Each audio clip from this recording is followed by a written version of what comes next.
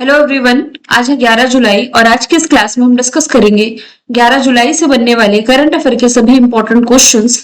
जैसा कि मैंने पहले अनाउंस किया था कि आपके बीपीएससी प्रीलिम्स एग्जाम को टारगेट करते हुए हम 15 दिनों में 15 इंपॉर्टेंट टॉपिक्स है जो कि कवर करने जा रहे हैं और ये टॉपिक वाइज करंट अफेयर आज से आपका शुरू हो रहा है।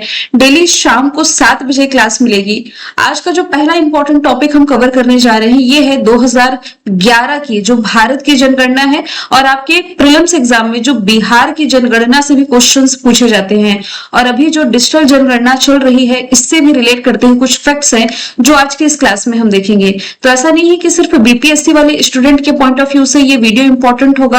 आप ग्रुप डी या किसी भी एग्जाम की तैयारी कर रहे हैं, वनडे एग्जाम में इस टॉपिक से क्वेश्चंस पूछे जाते हैं। तो 7 बजे का आप टाइमर लगा लीजिए, इस क्लास से जुड़ना बिल्कुल ना भूलें। प्रीवियस क्लास में हमने देखा था केंद्रीय जनजाति मामलों के मंत्री जुअल ओराम ने जुलाई 2026 में ट्राइबेक्स लॉन्च किया है जो कि जनजाति कला कौशल के लिए डिजिटल लर्निंग प्लेटफॉर्म है। प्राइम मिनिस्टर नरेंद्र मोदी ने 9 जुलाई 2026 को ऑस्ट्रेलियाई प्राइम मिनिस्टर एंथनी एल्बनीज के साथ मिलकर के Australia Bharat forum CEO forum को संबोधित किया है मेलबर्न में। केंद्रीय कृषि कल्याण मंत्री शिवराज सिंह चौहान ने प्रगति पहल की शुरुआत करी है जिसका फोकस है सस्टेनेबल कृषि को बढ़ावा देना। अनकार्ड रिपोर्ट जो 2026 की विश्व निवेश रिपोर्ट रही है इसके अनुसार एफडीआई के प्रवाह में 44% की वृद्धि के बाद शीर्ष प्राप्तकर्ताओं में भारत का जो वैश्विक स्थान है 11वां है। सेरिंग चोडेन जिन्होंने अभी हाल ही में 7 समिट्स चैलेंज के हिस्से के रूप में यूरोप की सबसे ऊंची चोटी माउंट एल्ब्रुस पर फतह की जो कि सिक्किम से रिलेटेड है। किस भारतीय उच्च न्यायालय ने हाल ही में 8 जुलाई 2026 को एक बड़े ऐतिहासिक आतंकवादी मामले में शामिल जो 38 दोषी थे इनके मौत की सजा को बरकरार रखा है। तो गुजरात हाईकोर्ट इसका राइट आंसर है। केंद्रीय गृह एवं सहकारिता मंत्री अमित शाह ने राष्ट्रीय सहकारी बीमा योजना की शुरुआत करी। इसका अनावरण भारत मंडपम दिल्ली में किया गया। गुजरात में साउथ कोरिया की मदद से हवा से भरे 2 रबर बांधों का निर्माण किया जा रहा है। हरियाणा के सिरसा किन्नू जिसे जीआई टैग मिला, ये हरियाणा का पहला ऐसा फ्रूट है जिसे जीआई टैग मिला। मिजोरम में स्थित जो प्राकृतिक इतिहास संग्रहालय है इसे भारत का 21वां जैव संग्रह भंडार घोषित किया गया। वलियड शील्ड और रोजवर्ड ड्रैगन सैन्य अभ्यास जो है ये अमेरिका के नेतृत्व में आयोजित किया जा रहा है। 8वें नंबर के खेलो India youth games Telangana host करेगा और प्राइम मिनिस्टर नरेंद्र मोदी जी ने इंडोनेशिया में विश्व प्रसिद्ध प्रम्बानन मंदिर कैंपस के संरक्षण और पुनरुद्धार परियोजना का शुभारंभ किया है। तो सभी क्वेश्चंस हमने देखे हैं प्रीवियस क्लास में। शुरू करते हैं आज का हमारा पहला सवाल ना ये स्टेटमेंट वाला है और ये प्रम्बानन मंदिर से ही रिलेटेड है। हो ना हो इससे 1 नंबर में क्वेश्चंस एग्जाम में देखने को मिले। इससे रिलेटेड 3 पॉइंट है, आपको बताना है कौन सा इसमें सही हो जाएगा। ये इंडोनेशिया का सबसे बड़ा हिंदू मंदिर परिसर है तथा दक्षिण पूर्वी एशिया में शैव मंदिर वास्तुकला का एक सर्वोच्च उदाहरण माना जाता है। पहला पॉइंट तो बिल्कुल सही है। इस मंदिर का निर्माण 9वीं शताब्दी ईस्वी के आसपास संजय वंश के शासनकाल में हुआ था और मंदिर परिसर का जो केंद्रीय मंदिर है, ध्यान दीजिए पूरा मंदिर नहीं, इसका जो मेन मंदिर है क्या ये भगवान शिव को समर्पित है। तो कुल मिलाकर के इसके तीनों ही ऑप्शन सही हो जाएंगे। Prime minister Narendra Modi ji recently गए हुए थे इंडोनेशिया के दौरे पर जहां पर इस मंदिर के रिनोवेशन का जो शुरुआत है कर दी गई है। 2029 तक ये कंप्लीट हो जाएगा ऐसे चांसेस हैं। और जिससे कि ये संजय वंश द्वारा इसका निर्माण किया गया है 850 ईस्वी में माताराम साम्राज्य के हिंदू संजय वंश के शासनकाल में इसका निर्माण किया गया। और देखिए यूनेस्को वर्ल्ड हेरिटेज साइट में शामिल है। इसका जो मुख्य मंदिर है ना ये भगवान शिव को समर्पित है जो कि 47 मीटर ऊंचा है और संपूर्ण मंदिर कैंपस जो है ये हिंदू त्रिदेव जो कहे जाते हैं ब्रह्मा विष्णु महेश इन्हें समर्पित है। इंडोनेशिया की कैपिटल जकार्ता करेंसी इंडोनेशिया रूपी राष्ट्रपति प्रबोतो सवियंतो है। हालिया में प्राइम मिनिस्टर नरेंद्र मोदी को इंडोनेशिया के दौरान यहाँ के हाईएस्ट सिविल ऑनर बिटांग आदि पूर्णा से सम्मानित किया गया। प्राइम मिनिस्टर नरेंद्र मोदी के इंडोनेशिया दौरे के ही दौरान ब्रह्मोस सुपरसोनिक क्रूज मिसाइल की आपूर्ति के लिए समझौता किया गया है और 16 साल से कम उम्र के बच्चों के लिए सोशल मीडिया पर बैन लगाने वाला एशिया का पहला देश पूछा जाए तो ये इंडोनेशिया ही हो जाएगा। अगले सवाल की तरफ चलते हैं। जुलाई 2026 में भारत और किस देश के बीच यूरेनियम निर्यात समझौता फाइनल हुआ है। तो जैसे कि मैंने बताया, prime minister Narendra Modi ji 3 countries के दौरे पर रहे। सबसे पहले इंडोनेशिया गए, फिर ऑस्ट्रेलिया और लास्ट में न्यूजीलैंड का दौरा इन्होंने किया। इंडोनेशिया के जो फैक्ट्स बन सकते थे, जो डील हुई है, ये हमने देख लिया। ऑस्ट्रेलिया भी कई कई करंट अफेयर हमने देखे, और इसी ऑस्ट्रेलिया के साथ भारत का जो यूरेनियम निर्यात समझौता है, जो कि फाइनल हो चुका है। 9 जुलाई 2026 को मेलबर्न में आयोजित तीसरे भारत ऑस्ट्रेलिया वार्षिक शिखर सम्मेलन के दौरान ये फाइनल किया गया है। इसका उद्देश्य क्या है? तो इस समझौते से ऑस्ट्रेलिया से भारत को परमाणु ऊर्जा के लिए यूरेनियम की आपूर्ति का मार्ग प्रशस्त होगा। और इसके लिए गोल की यदि हम बात करें, तो ये जो डील है, भारत को अपने जो क्लीन एनर्जी लक्ष्य और 2047 तक 100 गीगावाट परमाणु ऊर्जा क्षमता हासिल करने के लक्ष्य को प्राप्त करने में मदद करेगा। हालांकि भारत का जो लक्ष्य है 2070 तक, ये 0 कार्बन उत्सर्जन का रखा गया है। दोनों में कंफ्यूज नहीं होइएगा। अब यहाँ पर जो टर्म लिखा हुआ है यूरेनियम, एक तरह का प्राकृतिक भारी और रेडियोधर्मी रासायनिक तत्व है। इसका जो प्रतीक है, इसका सिंबल हो जाएगा कैपिटल यू, और इसका जो एटॉमिक नंबर है, यानी कि परमाणु क्रमांक, ये होता है 92, और ये पृथ्वी की चट्टानों में पाया जाता है। इसका उपयोग है जो कि कई जगहों पर किया जाता है। फॉर एग्जाम्पल इलेक्ट्रिसिटी जनरेशन में किया जाता है, परमाणु ऊर्जा में। मैं यहाँ पर मेंशन कर देती हूँ। परमाणु ऊर्जा में एक तो इसका इस्तेमाल किया जाएगा, दूसरा न्यूक्लियर वेपन्स में इसका इस्तेमाल किया जाएगा, परमाणु हथियारों में इस्तेमाल किया जाता है, फिर मेडिकल और साइंटिफिक रिसर्च में भी इसका इस्तेमाल किया जाता है। इसके अलावा मिलिट्री एंड इंडस्ट्रियल, यानी कि सैन्य और औद्योगिक उपयोग में भी इसका इस्तेमाल किया जाता है। और साथ में आप एडिशनल तौर पर यह भी याद रखें कि भारत में भी यूरेनियम के भंडार मौजूद हैं। भारत में कहां पर? तो देखिए, झारखंड का जो जादूगोड़ा खदान आपने सुना होगा, और आंध्र प्रदेश के भी कुछ हिस्सों में ये यूरेनियम खनन के लिए प्रसिद्ध है। ऑस्ट्रेलिया के बारे में यदि हम देखें, राजधानी Canberra, currency dollar, prime minister Anthony Albanese. इसके अलावा भारत की सरकारी कंपनी काबिल, यह ऑस्ट्रेलिया के लिथियम और कोबाल्ट खदानों में सीधे पैसे इन्वेस्ट करेगी। ऑस्ट्रेलिया ने महिला T20 वर्ल्ड कप 2026 के फाइनल में इंग्लैंड को 7 विकेट से हरा करके रिकॉर्ड 7वीं बार ये खिताब अपने नाम किया। 1 जनवरी 2026 से ऑस्ट्रेलिया ने भारतीय एक्सपोर्टर्स के लिए अपने 100% टैरिफ लाइनों पर कस्टम ड्यूटी खत्म किया है। एलिसा हेली ने क्रिकेट के सभी फॉर्मेट से संन्यास लिया। 16 साल से कम उम्र के बच्चों के लिए सोशल मीडिया पर बैन लगाने वाला ये दुनिया का पहला देश है। ऑस्ट्रेलिया के 125 वर्षों के इतिहास में पहली बार जो महिला सैन्य प्रमुख बनी है, लेफ्टिनेंट जनरल सुशांत गोयल। ऑस्ट्रेलियाई टूरिज्म की एम्बेसडर हैं सारा तेंदुलकर। ऑस्ट्रो हिंद अभ्यास, जो कि भारत ऑस्ट्रेलिया के बीच होती है। ऑस्ट्रेलिया की डेक्कन यूनिवर्सिटी, वोलोंगोंग यूनिवर्सिटी, ये गुजरात की गिफ्ट सिटी में अपने कैंपस ओपन कर रही है। ऑस्ट्रेलिया की मोनास यूनिवर्सिटी के जो शोधकर्ता हैं, दुनिया की पहली बायोनिक आंख डेवलप करी है। और चर्चे में रहा राइट टू डिस्कनेक्ट कानून, ये आप रिलेट करेंगे ऑस्ट्रेलिया से ही। किस देश में आयोजित 36वें नंबर का नाटो शिखर सम्मेलन ये संपन्न हुआ है? तो नाटो शिखर सम्मेलन जो इस साल था, इसकी मेजबानी तुर्की ही जो कैपिटल है अंकारा, यहां पर की गई है, और ये संपन्न हो चुका है अभी जुलाई के महीने में। इस ऐतिहासिक सम्मेलन में गठबंधन के 32 सदस्य देशों के राष्ट्राध्यक्ष और यूरोपीय यूनियन के प्रतिभागियों ने पार्टिसिपेट किया है। इसमें रक्षा समझौते की यदि बात की जाए तो इसके जो मेंबर कंट्रीज हैं, इन्होंने सामूहिक उत्पादन को बढ़ावा देने, इनोवेशन में तेजी लाने के लिए $500 बिलियन से अधिक के नए रक्षा खरीद समझौते की घोषणा करी है। ये नाटो है क्या?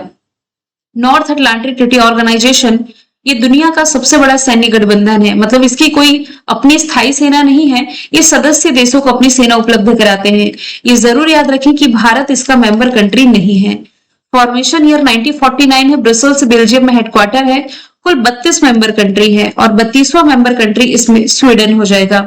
यहां से यदि मैं अदर ऑप्शन की बात करूं, तो दिल्ली ने क्या होस्ट किया है? 8वें नंबर का जो इंटरनेशनल सोलर अलायंस समिट थी, अक्टूबर के महीने में लास्ट ईयर इसने मेजबानी करी।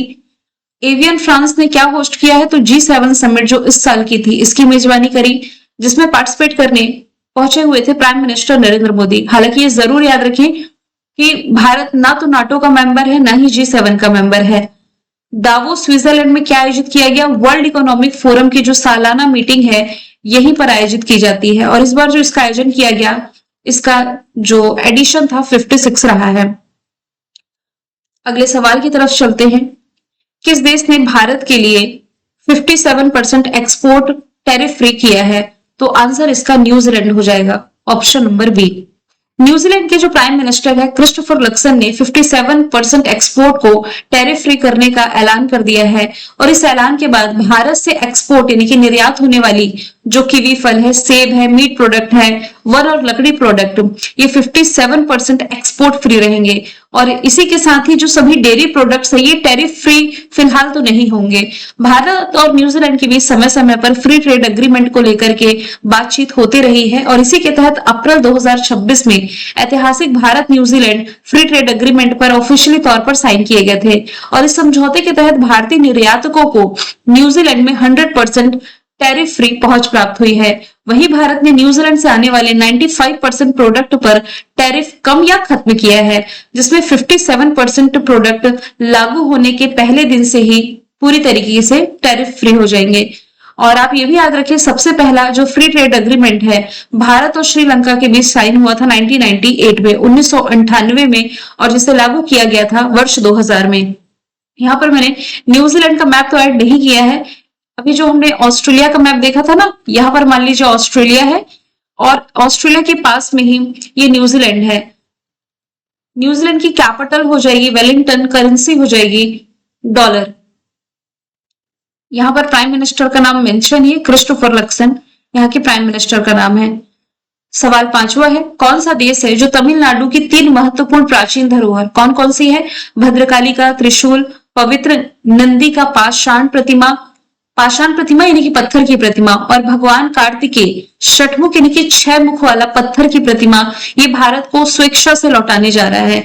तो ये भी डिस्कशन हम ऑस्ट्रेलिया से रिलेट करेंगे। भारत और ऑस्ट्रेलिया के बीच सांस्कृतिक विरासत संरक्षण को लेकर के ऐतिहासिक फैसला किया गया है। ऑस्ट्रेलिया जो है तमिलनाडु की 3 महत्वपूर्ण प्राचीन धरोहरों को भारत को स्वेच्छा से लौटाने जा रहा है। ये घोषणा मेलबर्न में चल रहे तीसरे भारत ऑस्ट्रेलिया वार्षिक शिखर सम्मेलन के दौरान किया गया है, दोनों ही देशों के प्राइम मिनिस्टर की मीटिंग के बाद। ये सभी वस्तुएं 11वीं और 12वीं शताब्दी की हैं। मूल रूप से तमिलनाडु के ऐतिहासिक मंदिरों से प्राप्त की गई थी, और वर्तमान में ऑस्ट्रेलिया के विभिन्न सांस्कृतिक संस्थाओं में संग्रह में ये सुरक्षित है, म्यूजियम में इसे रखा गया है, जो अभी भारत को लौटाने जा रहा है। मैं आपको बता देती हूँ जो 3 कंट्री हालिया न्यूज में है, जिसके बारे में हम पिछले 1 हफ्ते से डिस्कस कर रहे हैं, इंडोनेशिया, ऑस्ट्रेलिया और न्यूजीलैंड। अब ये 3 कंट्री का दौरा करके आए हैं प्राइम मिनिस्टर नरेंद्र मोदी जी। जितने भी इंपॉर्टेंट एग्रीमेंट, जितनी भी इंपॉर्टेंट डील्स हैं जो इन कंट्रीज के साथ की गई है भारत की, वो आपके एग्जाम के लिहाज से इंपॉर्टेंट होगी, जो कि आपको याद रखना है। क्वेश्चन 7वां है, आईसीसी हॉल ऑफ फेम में जगह बनाने वाले भारत के 12वें क्रिकेटर कौन बने हैं? आंसर इसका हो जाएगा Sourav Ganguly, option number C right answer है। 10 जुलाई यानी कि कल के दिन भारत के जो पूर्व कप्तान रहे हैं सौरव गांगुली, इन्हें आईसीसी हॉल ऑफ फेम में शामिल करने का ऐलान किया गया है। और hall of fame international cricket council का सबसे बड़ा व्यक्तिगत सम्मान होता है। इसमें उन महान खिलाड़ियों, अंपायर्स या प्रशासकों को शामिल किया जाता है जिन्होंने अपने अंतरराष्ट्रीय करियर में असाधारण प्रदर्शन किया हो। तो किसी भी खिलाड़ी को इस हॉल ऑफ फेम में शामिल करने से पहले उसके संन्यास के कम से कम 5 साल पूरे होना जरूरी होता है। और सौरव गांगुली से पहले कुल 11 भारतीय ऐसे हैं जो already ICC hall of fame में शामिल हो चुके हैं। सुनील गावस्कर, विशन सिंह बेदी, कपिल देव, इन तीनों को शामिल किया गया सबसे पहले 2009 में। अनिल कुंबले, राहुल द्रविड़, सचिन तेंदुलकर, वीनू माकंड, फिर है डायना एल्डूजी जो कि आईसीसी हॉल ऑफ फेम में शामिल पहली महिला क्रिकेटर बनी भारत की। फिर वीरेंद्र सहवाग, फिर नीतू डेविड, तो ये दूसरी महिला क्रिकेटर भारत की जो आईसीसी हॉल ऑफ फेम में शामिल की गई। महेंद्र सिंह धोनी, ये लास्ट टाइम शामिल किए गए थे, 11वें भारतीय क्रिकेटर, और अब 12वें शामिल हो रहे हैं सौरव गांगुली। तो आप ये याद रखिए जो 12 आईसीसी हॉल ऑफ फेम में शामिल भारतीय हैं, इसमें से आपके 10 पुरुष हो जाएंगे और 2 इसमें महिलाएं हैं, जिसमें कि डायना एल्डूजी और नीतू डेविड का नाम शामिल है। बात की जाए आईसीसी की, इंटरनेशनल क्रिकेट काउंसिल, ये अंतरराष्ट्रीय स्तर पर क्रिकेट को रेगुलेट करने वाली बॉडी है। फॉर्मेशन ईयर इसका हो जाएगा 1909, 1909, दुबई यूएई में हेडक्वार्टर है। और इसके जो अध्यक्ष हैं ये हो जाएंगे अमित शाह के बेटे जय शाह, और इसके जो सीईओ हैं ये संजोग गुप्ता, लास्ट ईयर जुलाई के महीने में ये बनाए गए थे। अगला क्वेश्चन है, किस अंतरिक्ष एजेंसी ने दुनिया के पहले कमर्शियल परमाणु संचालित उपग्रह जिसका नाम है बोर यानी कि बेटा वोल्टिक ऑर्बिटल हाई रिलायबिलिटी को सफलतापूर्वक लॉन्च किया है। रिसेंटली लॉन्च किया गया है अमेरिका की private space agency space x के द्वारा, जिसके मालिक है एलन मस्क। इसे 80 अन्य पेलोड्स के साथ स्पेस एक्स के फाल्कन 9 रॉकेट के जरिए कक्षा में स्थापित किया गया। ये दुनिया का पहला कमर्शियल परमाणु संचालित उपग्रह माना जा रहा है। अब यहाँ पर जो टर्म लिखा हुआ है कमर्शियल सैटेलाइट, इसका इस्तेमाल कहाँ कहाँ किया जाता है तो देखिए, टेलीकम्युनिकेशन में, ब्रॉडकास्टिंग में, अर्थ ऑब्जर्वेशन यानी कि पृथ्वी अवलोकन और रिमोट सेंसिंग में किया जाता है। साथ ही नेविगेशन में यानी कि जहाजों, विमानों और आम जनता को जीपीएस या नेविगेशन सेवाएं देने के लिए इसका इस्तेमाल किया जाता है। बात की जाए जैक्सा की, जैक्सा जो कि जापानीज स्पेस एजेंसी है, जिसने की दुनिया का पहला लकड़ी का सैटेलाइट लिग्नोसैट प्रोब लॉन्च किया। फिर लिखा हुआ है रोसकॉस्मोस, ये है रशिया की स्पेस एजेंसी। ये अपने पहले शुक्र मिशन वीनस पर काम कर रही है, जिसका नाम है वेनेरा डी मिशन। 2036 तक ये लॉन्च करने की पॉसिबिलिटी है। नासा ये अमेरिका की स्पेस एजेंसी है, और यदि आप रिलेट कर पाए तो नासा इसरो का संयुक्त प्रोजेक्ट है जिसका नाम है Nisar, NASA ISRO synthetic aperture radar, जो कि एक अर्थ ऑब्जर्वेशन सैटेलाइट है। 9वां सवाल है, किस देश के पूर्व सर्वोच्च नेता अयातुल्ला अली खामनेई का अंतिम संस्कार, जो कि आधुनिक इतिहास के सबसे बड़े अंतिम संस्कार आयोजनों में से एक बना, तो ये आप रिलेट करेंगे ईरान से। ऑप्शन ए राइट आंसर है।